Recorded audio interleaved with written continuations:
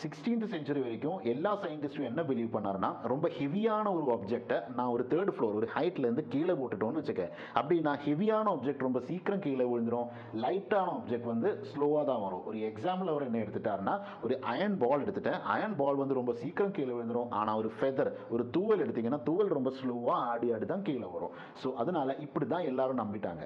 ஆனால் அந்த காலத்தில் இருந்த ஒரு ரொம்ப ஃபேமஸான சயின்டிஸ்ட் மிஸ்டர் கெலீலியோ கெலீலி, அவர் என்ன சொன்னாருன்னா, அப்படியெல்லாம் இல்லைப்பா, ஆக்சுவலி வந்து ஒரு பாடி மேலேருந்து கீழே விழுறதுக்கு மாசு டிபெண்டே இல்லைன்னு சொன்னேன்.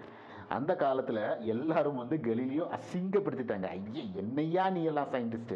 ஆனால் வருஷங்களுக்கு பிறகு யூரோப்பில் ஜெர்மனியில் ஒரு எக்ஸ்பெரிமெண்ட் பண்ணிட்டேன். அந்த எக்ஸ்பெரிமெண்டோட வீடியோ நம்ம பார்க்கலாமா?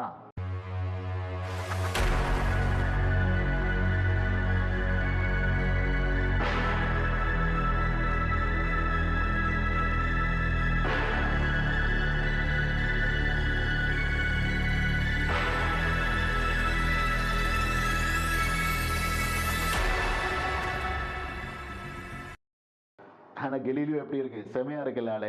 ஆனால் அந்த காலத்தில் ஒரு டெக்னாலஜி இல்லாத எப்படி கெலீலியோ கண்டுபிடிச்சிட்டேன் இந்த mass is independent of the time taken to fall down, இது அவர் எப்படி கண்டுபிடிச்சதுன்னு இருக்குது தெரியணும்னு இன்ட்ரெஸ்டடாக இருக்கா அப்படின்னா என்னோட யூடியூப் சேனலுக்கு போங்க. யூடியூப் சேனலில் இதை பற்றி கொஞ்சம் டீட்டெயிலான ஒரு வீடியோ நான் போட்டிருக்கு.